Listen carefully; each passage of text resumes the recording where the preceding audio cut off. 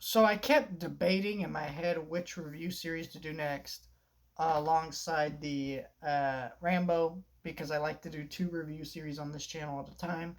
Like I did Darkman, I did Back to the Future. So now I've been trying. So now I'm doing Rambo and the Mummy movies. And of course, because we're doing the Mummy movies, you gotta go do the Scorpion King movies. And there's five of those.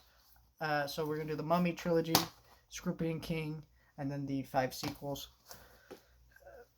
So yeah, I really am shocked about how much I enjoyed this movie, and that's not because I haven't seen this movie before. But every time I've seen it, it's been like on TV in the background, and I've like half paid attention to it.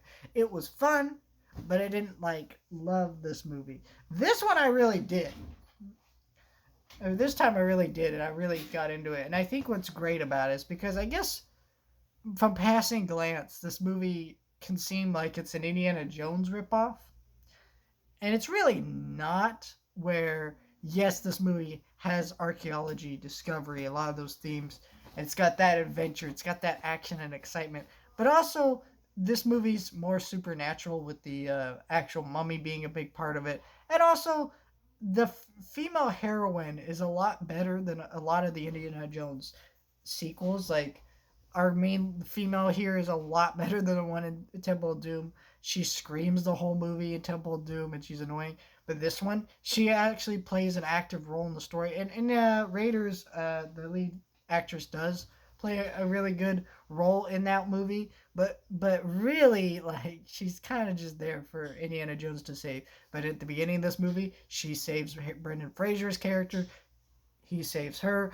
So it kind of goes back and forth, and it's almost like the more progressive end of Indiana Jones in that sense. Like, I don't know. And I also think that, like, when you think about like Indiana Jones, that I'm not criticizing that in a bad way. I'm just because it is based on like older serials, like adventure stuff from the 50s, the 40s, stuff that Steven Spielberg grew up and understood, right? So I'm not here to be critical of that. I'm just saying that, like, this is it's just different, and I appreciate that. And Brendan Fraser is a very different character from Indiana Jones. Right? He's very luck on it. He's very hot on his feet, very luck driven, just like a Han Solo, just like an Indiana Jones.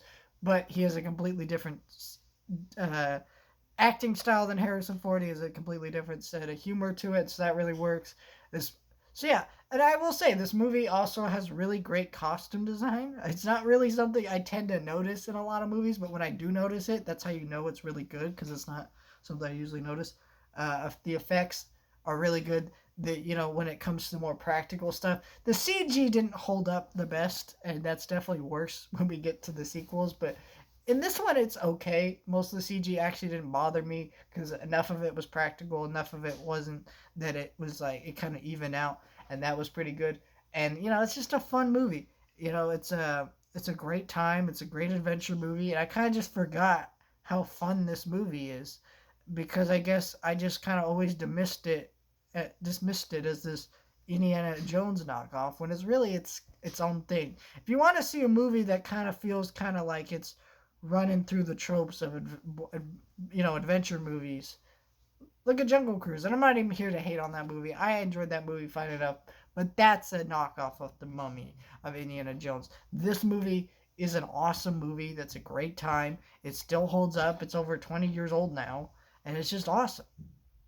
But if you're looking for more Brendan Fraser movies to check out after The Whale, this is a really great one, and it's really one of his biggest movies. So I'm sure most people have seen this, but if you haven't, I know there's a lot of younger people who are seeing The Whale and discovering Brendan Fraser for the first time. You check this movie out.